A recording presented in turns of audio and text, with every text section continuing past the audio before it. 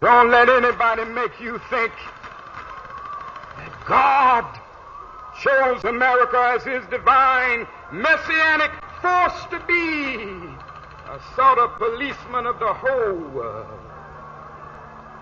God has a way of standing before the nations with judgment, and it seems that I can hear God saying to America, you're too arrogant.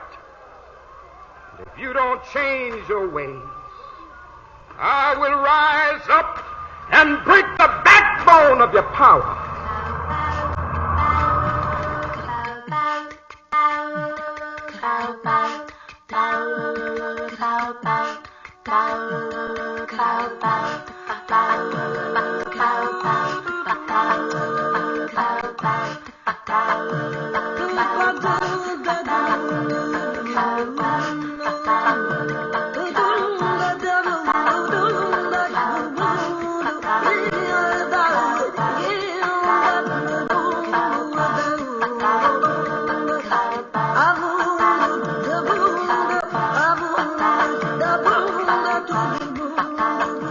JP, you are entering the liberated zone of Freedom Now.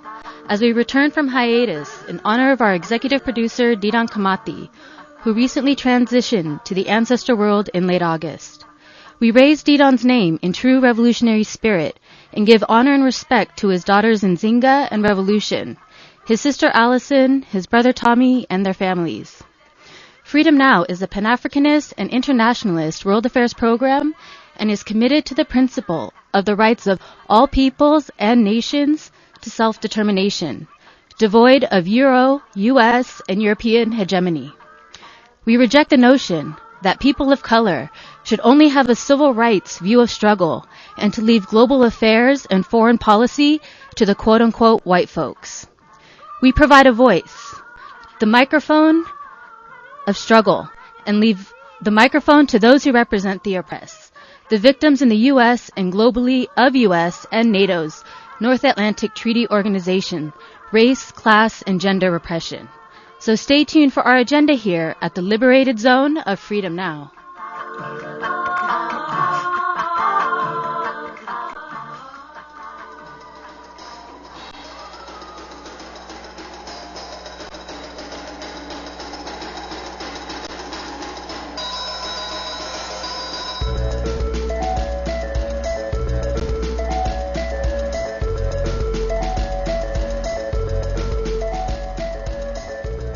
Habari Gani. This is Sister Sade with Freedom Now's agenda for this November 14, 2015.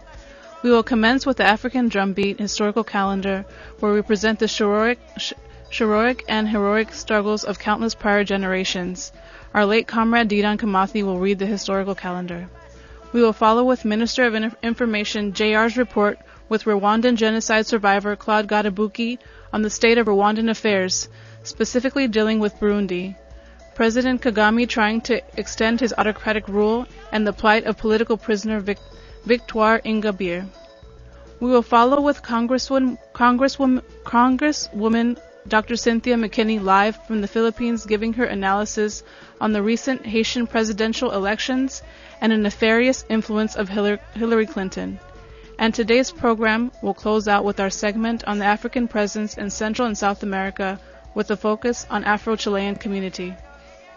Our music and clip mix will include Zap Mama, Bigga Haitian featuring Jerry Johnson of Steel Pulse, Rebel Diaz, Lanubian, Sheun Kuti. Just a note of the music comes from Kpfk music programs, which include Aphrodisia, Break, Beat and Rhymes, Global Village, Reggae Central, and Rise, so check out these shows also. So journey with us into the land of Liberation Radio here at Pacifica's Kpfk, and as always, we stand ready for the revolution.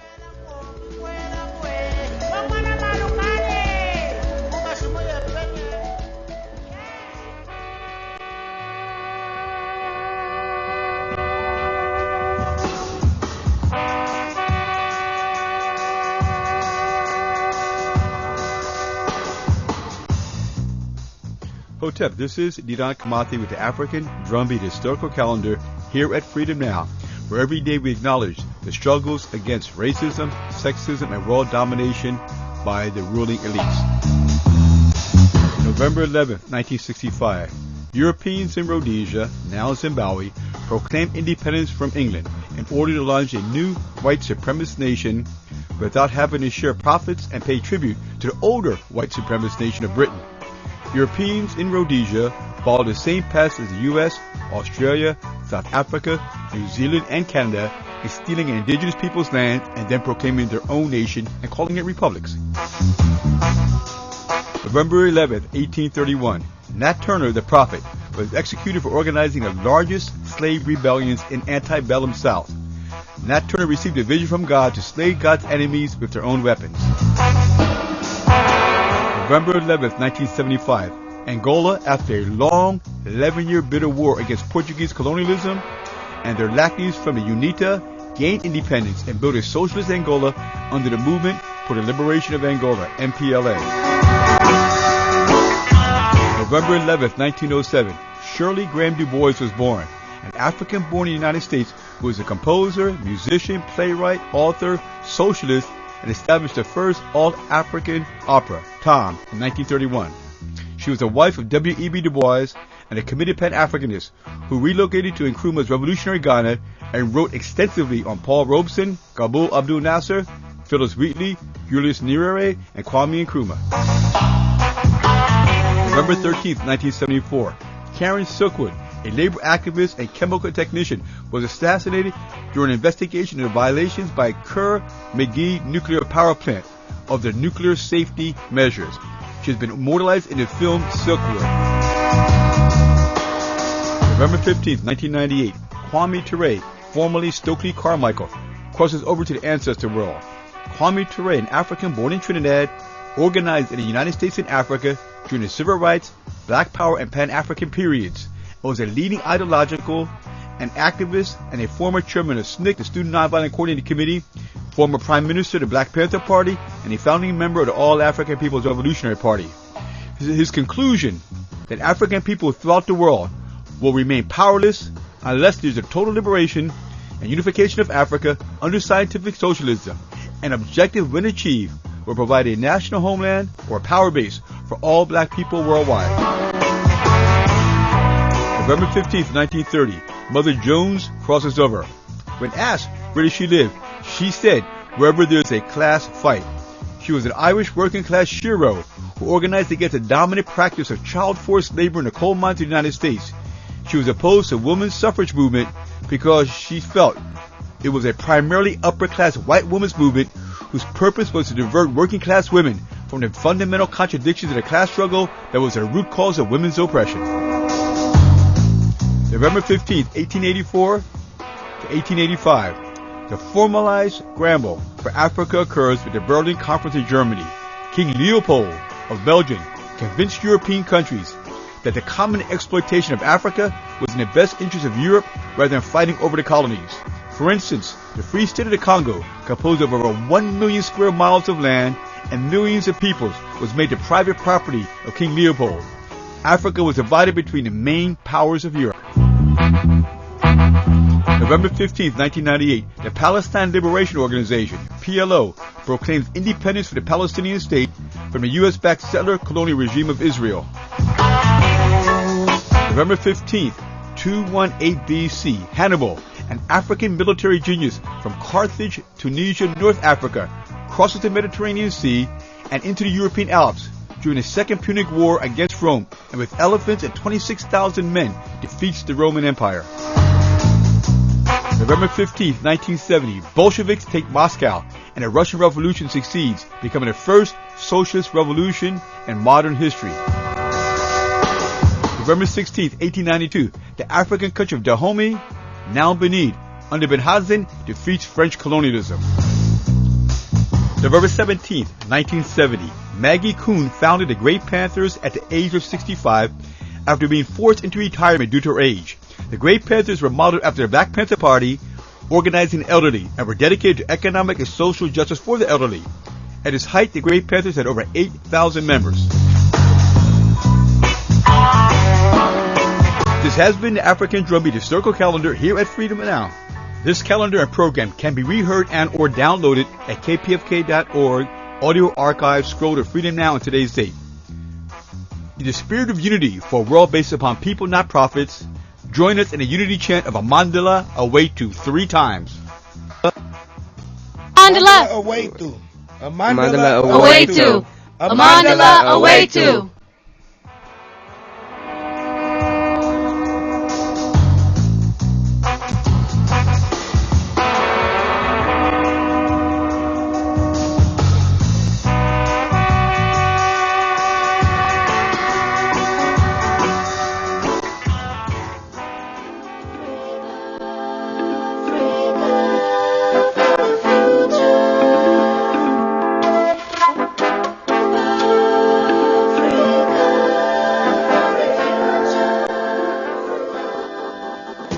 Welcome the Minister of Information, Brother J.R.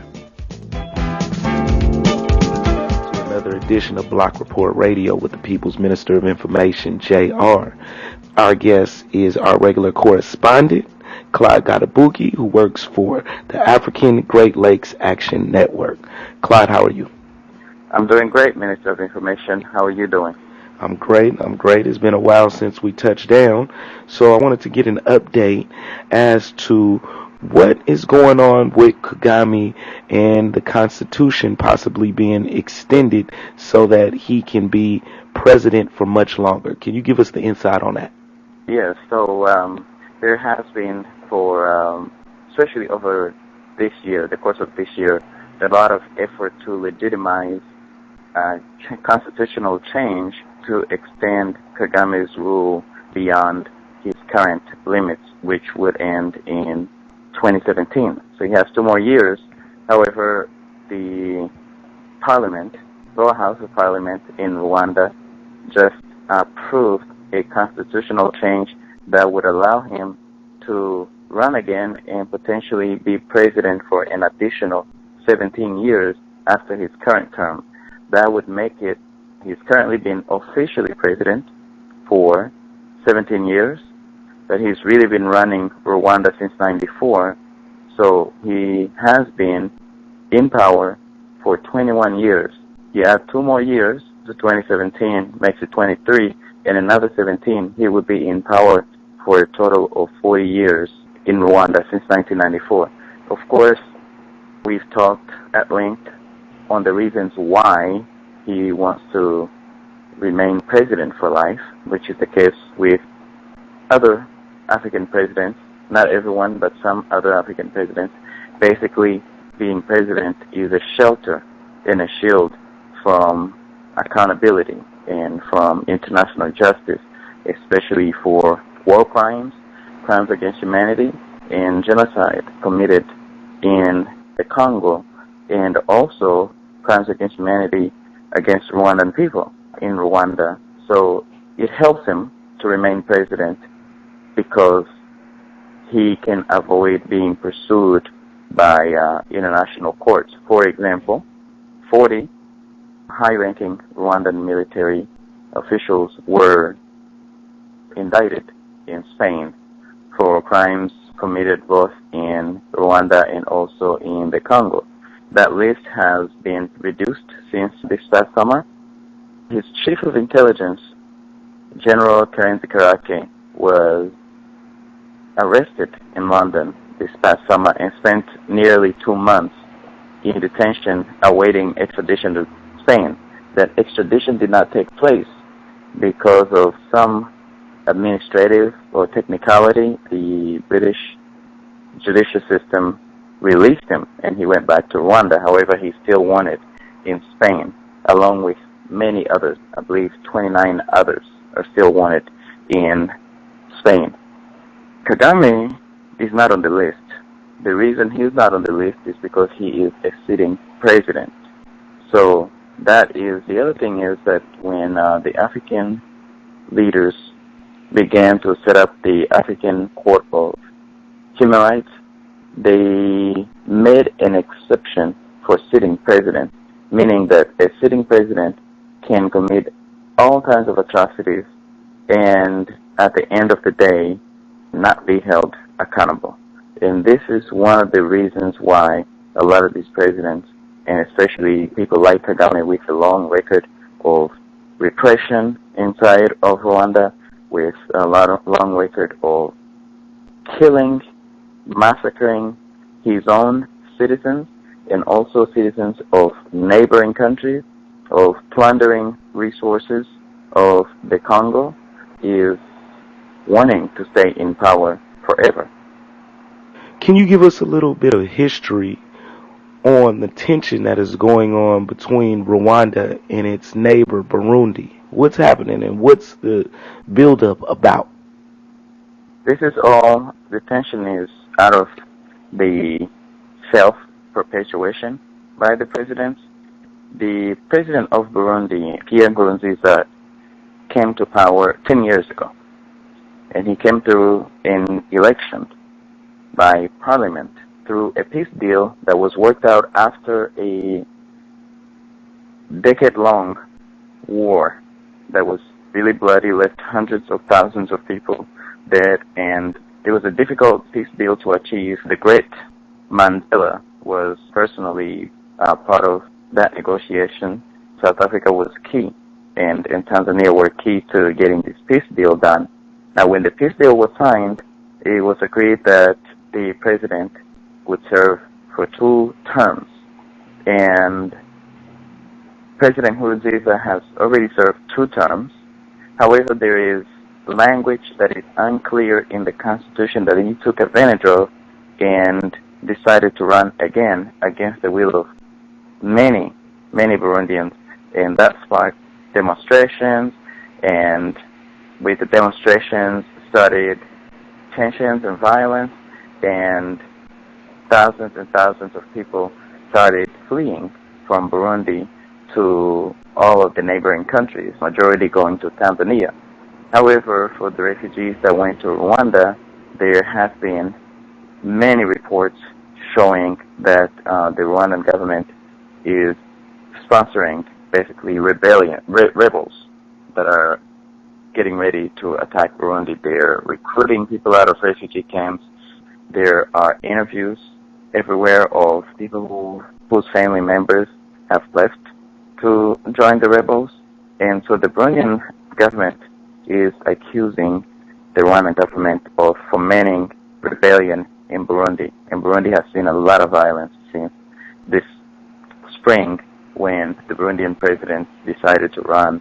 By the way, he quote-unquote won that election. And Rwanda, on its part, denies doing anything to destabilize Burundi, which is not surprising. It's always happened. Even when Rwanda was openly sending troops into the Congo, they denied that they were attacking the Congo. Rwanda is accusing Burundi of creating a climate that will lead to ethnic-based massacres or genocide, as has been in Rwanda, and the Burundian government disputes this. There have been a lot of demonstrations and a lot of violence in Burundi, but none of it has been ethnic-based. Just this Saturday, Friday or Saturday, President Kagame at a ceremony made a speech and made some scathing remarks on the Burundian president and questioned why the Burundian president is killing people all day and how can he be known as a leader, which is, of course, is very ironic coming from Kagame, who has done it to an even greater level and greater extent. But so the accusations are becoming more and more public, one against the other. Officials in Rwanda accusing the Burundian government of killing their own citizens, and Burundian officials accusing the Rwandan government of killing Burundian citizens. And it's gone all the way to the top where, as I said, Paul Kagame, who is responsible for massacres of millions of people, was accusing the Burundian president of massacring his own people just this last week. How does all of this tie into imperialism? How does imperialism win? How does the West, the United States, how do they win through these leaders that are trying to put themselves up there for life, and what's going on in the Great Lakes region? Paul Kagame is an ally of the United States, in spite of his long, bloody record and his abuses, provides troops for the United Nations in Darfur and Somalia, and also a police force in Haiti. And they also have a contingent of Rwandans in the Central African Republic today. So it serves as, the Rwandan military serves as a proxy or an extension of Western military. Also, the highlight of this that I should have mentioned earlier is the reaction to the Burundian president's disregard for democracy and running to extend himself. It was met with a lot of criticism. Actually, even certain countries, Belgium and others, have stopped aid to Burundi. However, when it comes to Rwanda, they get a slap on the wrist, and that's it. The U.S. has made a statement saying that they do not support any change of the Constitution to allow the incumbents to run. However, they haven't come out as strong as they have with Burundi. Again, Rwanda provides a path for multinational mining companies to go into the Congo, as Rwanda has invaded Congo multiple times and occupied large areas of the Congo, allowing multinationals to get in there and plunder resources and exploit the people easy and quickly, and basically get away with it because of the lawlessness in those countries. And it appears Burundi is also on the path of becoming a failed state where its resources are going to be exploited by multinationals. Recently, there was a change of power in Tanzania. There was a new president that came to power. Can you talk a little bit about that and how it's affecting the region? Yes, Tanzania is a leader in the region in many ways. One being how it's been an example of how to hand over power peacefully. Tanzania has not had a bloody change of power, as have Rwanda and Burundi and Uganda and Congo. And the peaceful handover is a great example of how it should be in the rest of the region. Also, the Tanzanian people, the people of Tanzania, are able and have been for a long time live together in a peaceful way. It's a diverse country with a lot of ethnic groups, but you don't hear the same type of conflicts that are ethnic-based in Tanzania. And Tanzania has really been holding the peace, the very fragile peace that there is in the region. For example, what Tanzania did a couple years ago when a militia group called the M23 in the Congo was wreaking havoc, and the M23 was commended by Rwanda's Minister of Defense, General James Kabarebe, President Kagame's advisor, General Jack Nziza, and former chief of the military in Rwanda, General Charles Kayonga. They were commending, providing logistical support, weapons, recruiting, and basically providing everything for the M23 rebellion, M23 militia group, in destroying communities in the Congo. And Tanzania was one of the countries, Tanzania, South Africa, and Malawi, sent troops to take down the rebellion. And so Tanzania has a long history of preventing or being on the side of the people. It also has, Tanzania was instrumental in the removal of Idi Amin. When Idi Amin was a dictator in Uganda, Tanzania was key in the fight against apartheid South Africa. And Tanzania was key in the peace agreement in Burundi. So having this peaceful transition and democratic transition in Tanzania gives some hope to the region that Tanzania will continue to at least push for Burundi to avoid an open and wider conflict that can impact the whole region. It also will help in maintaining some level of order because, again, with Tanzania being stable and the only one really in the region that is stable and democratic, it helps that they continue to be on the side of the people. Last but not least, can you give us an update, a quick history and an update on political prisoner Victoire Ingabire? Yes, political prisoner Victoire Ingabire is a woman in her 40s now. She went to Rwanda in 2010. She's a Rwandan national to run for the presidency against Paul Kagame. And Rwanda is known as a country with the highest percentage of women in parliament. So it's known for being progressive and being pro-women. However, the only woman to run against President Kagame with a legitimate chance of really challenging him was put in jail before she could get to the election. Now, Victoire Ingabire has just spent 5 years, last month made 5 years in maximum security prison in Rwanda. She released a book from her notes in prison that show the inside workings of both the Rwandan judicial system and also the repression there is in the country. The amount of harassment that she's had to go through, the spies that are planted in the jail cells next to her, how she's, being basically barred from even reading books.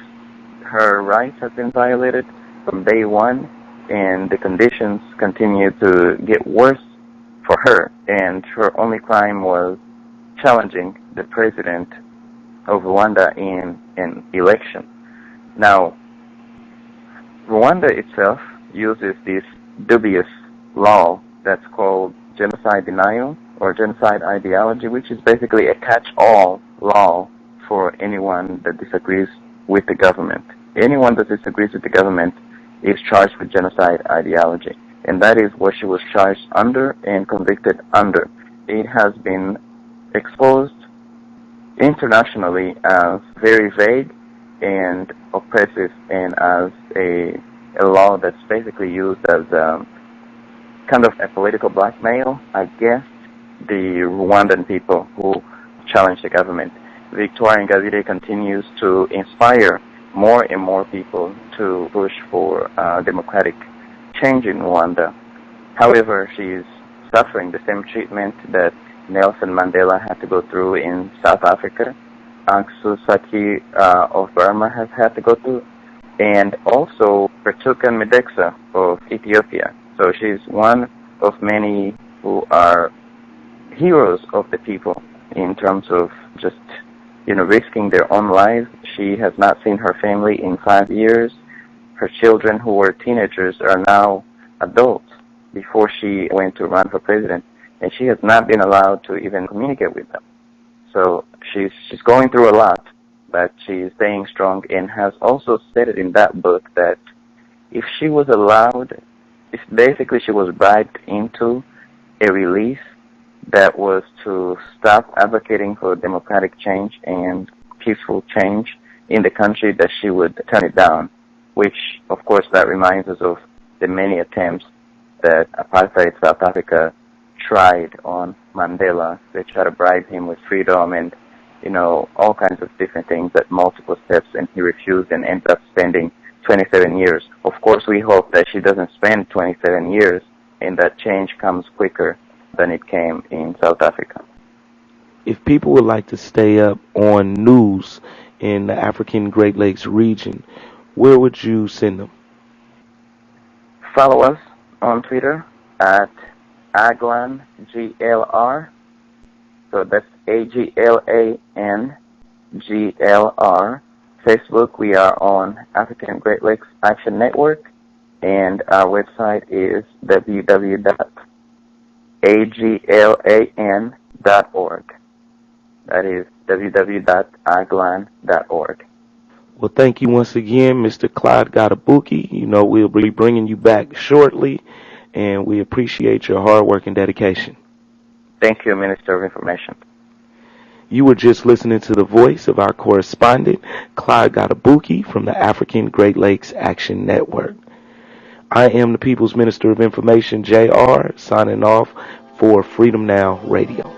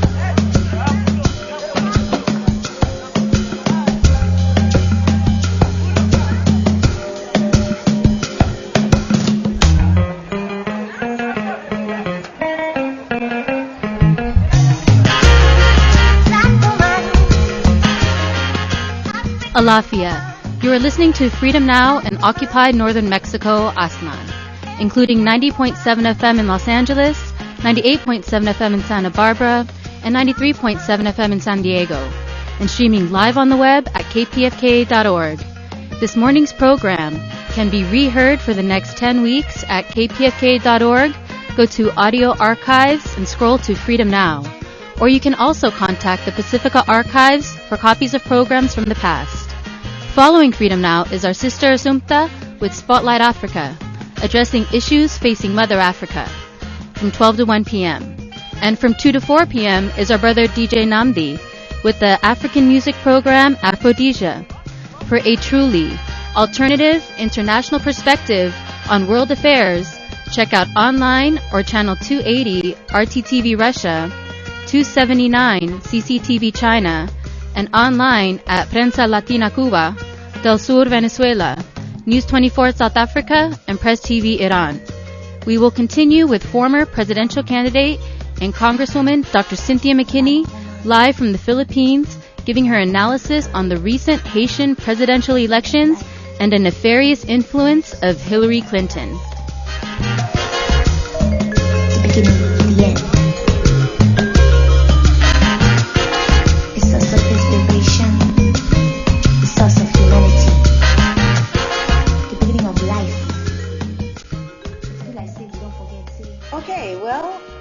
This is my maiden voyage for KPFK, Freedom Now, and unfortunately trying to keep the memory and the work of Dedon Kamathi alive and over the airwaves of KPFK. This is Cynthia McKinney.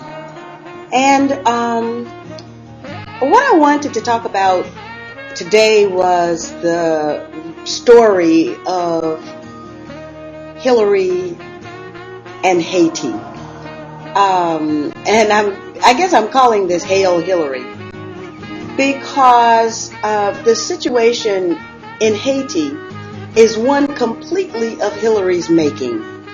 In fact, we know that Colin Powell said when President Bush was trying to get involved in war against Iraq, and the attitude was, well, if you break it, you own it.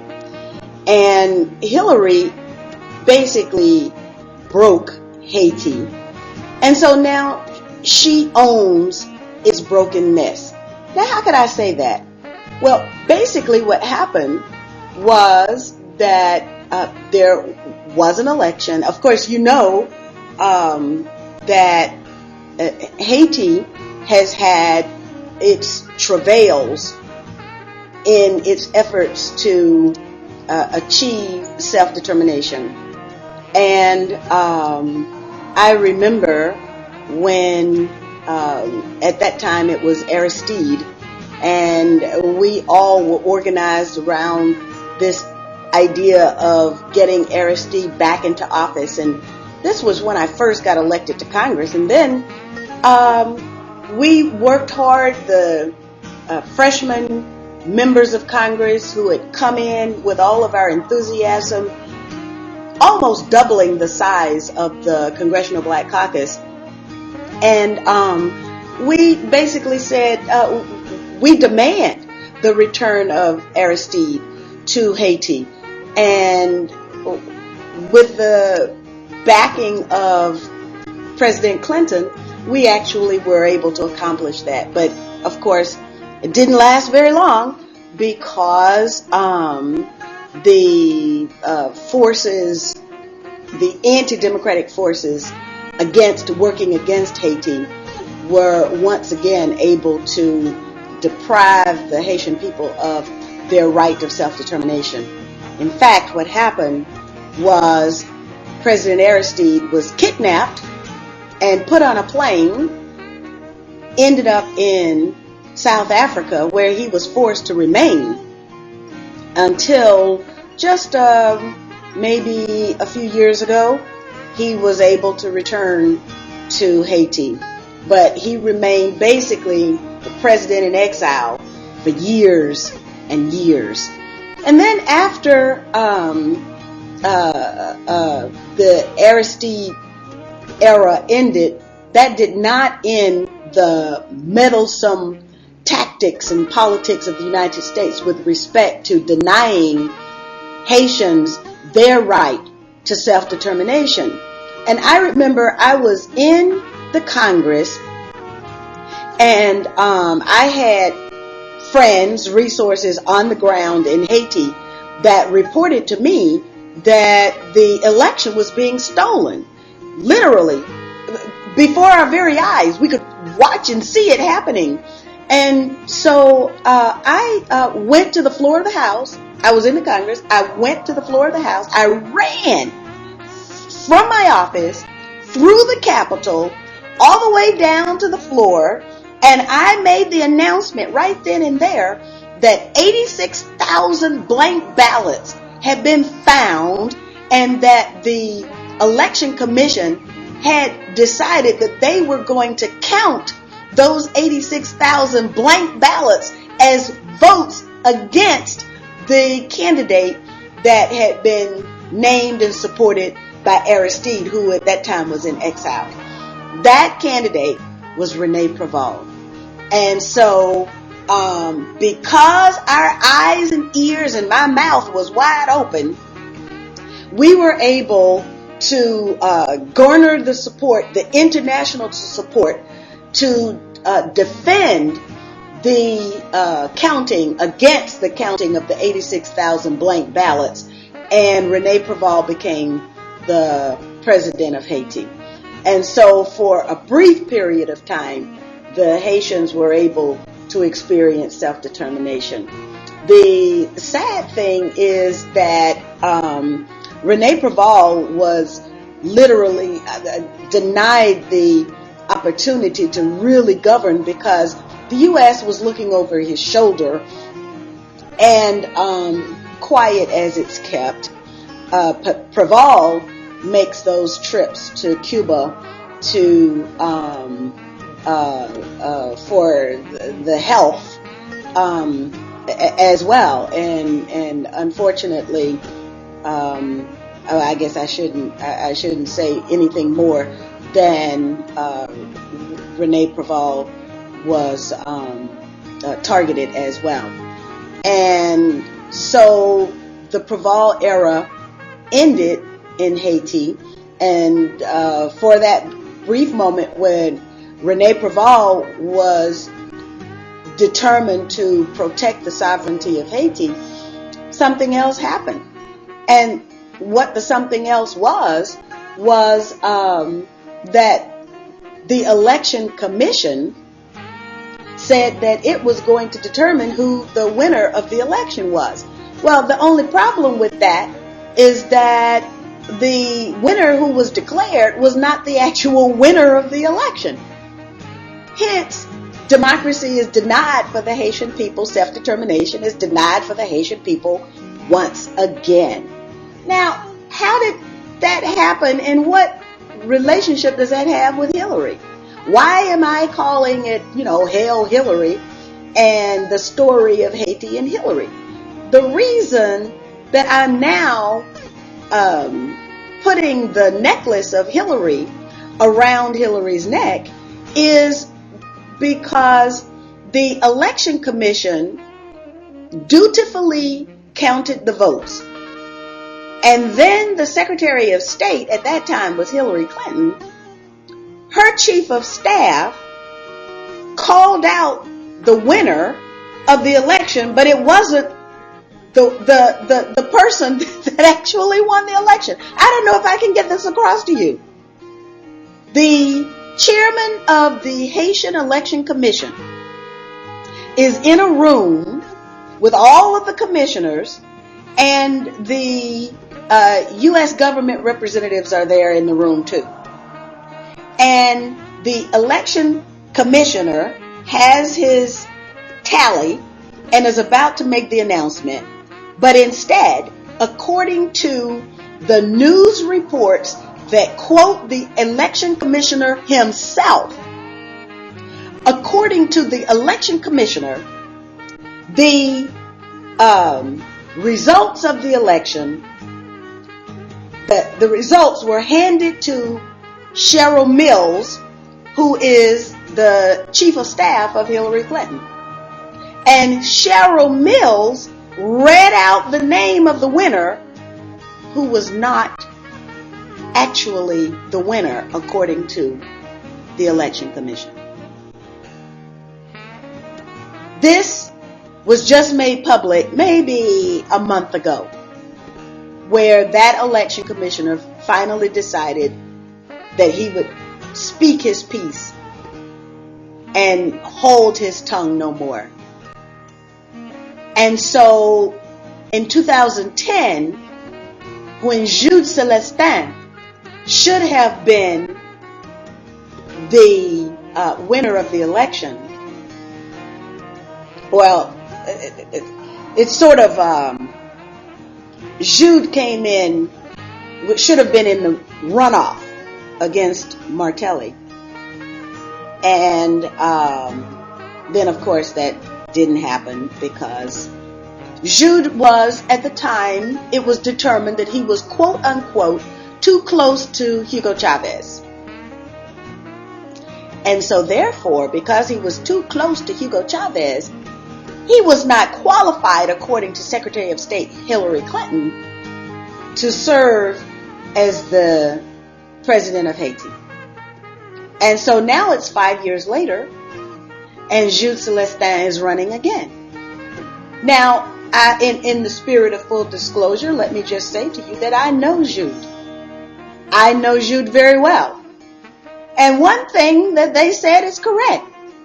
He was close to Hugo Chavez. And that would have been to Haiti's benefit. Well, now Hugo Chavez is dead. So they can't really use that as an excuse to deny Jude his rightful place in the lineup for president of Haiti.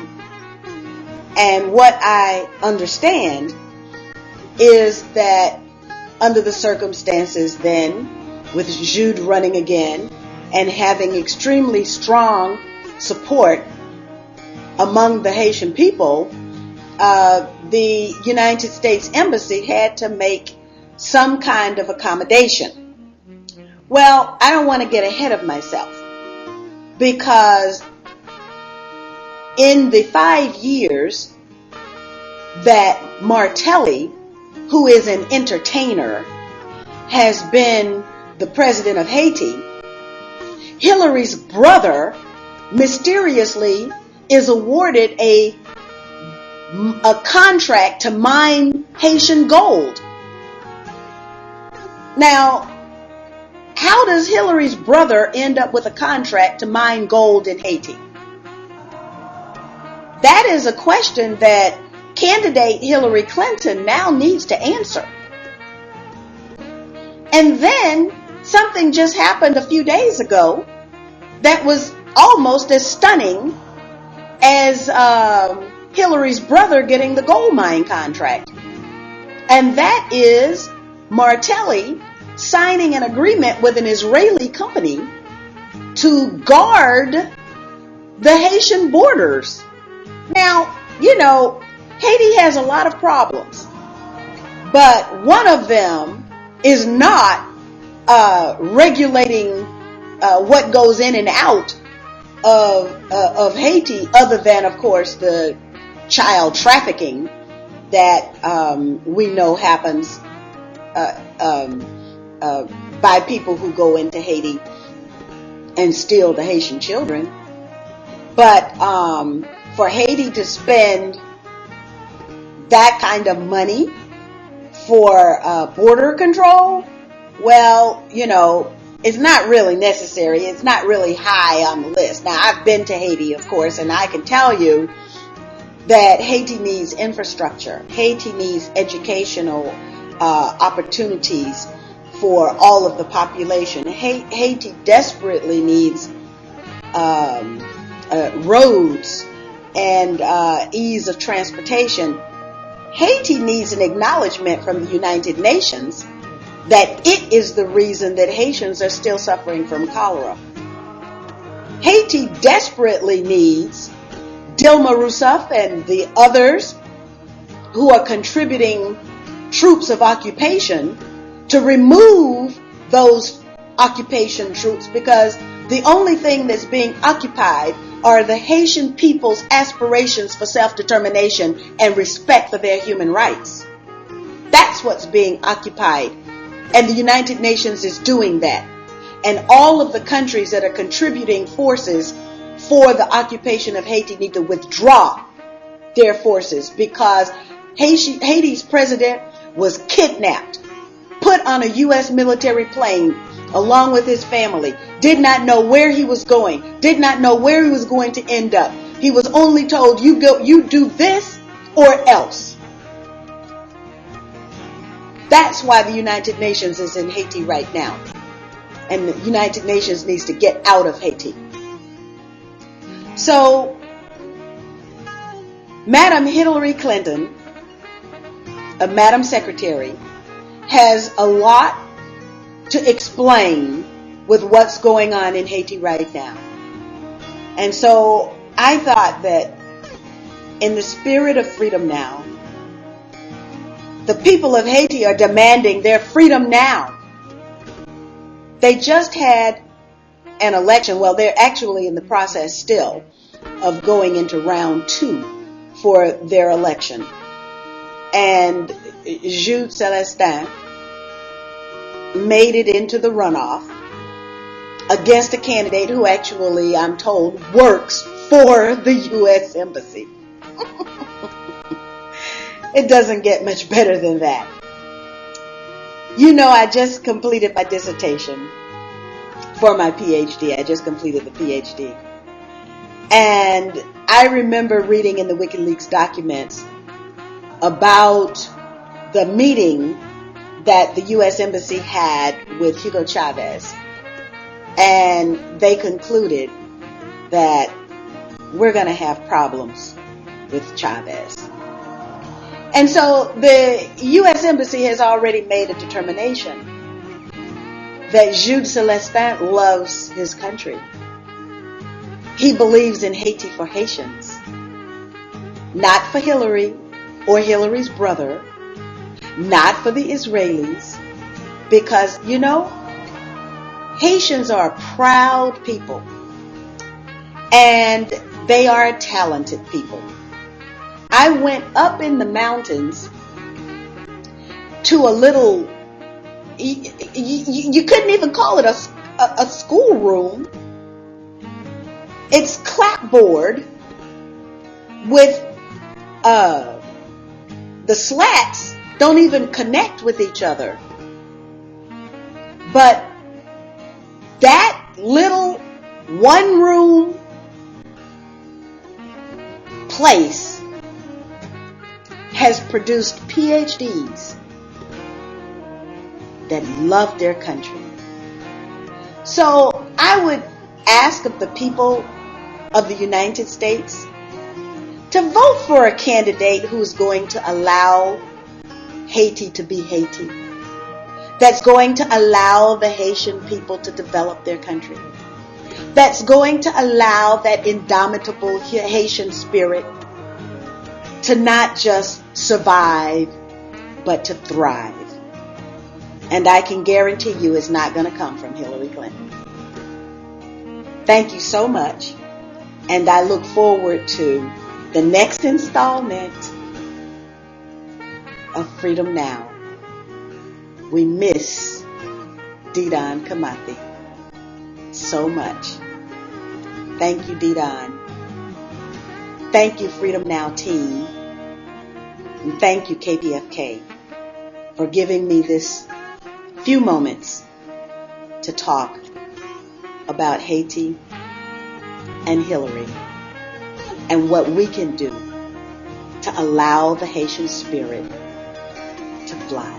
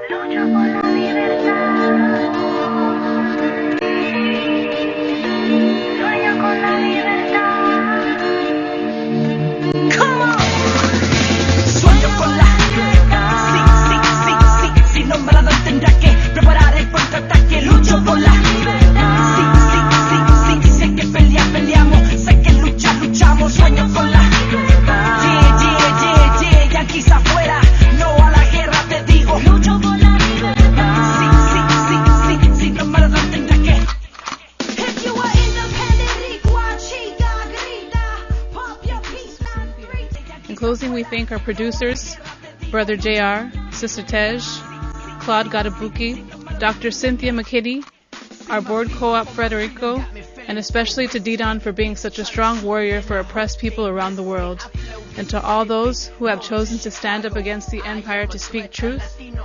This program can be heard for the next 60 days at kpfk.org in audio archives. Scroll down to Freedom Now, and as always, we stand ready for the revolution. Love you, Dedon.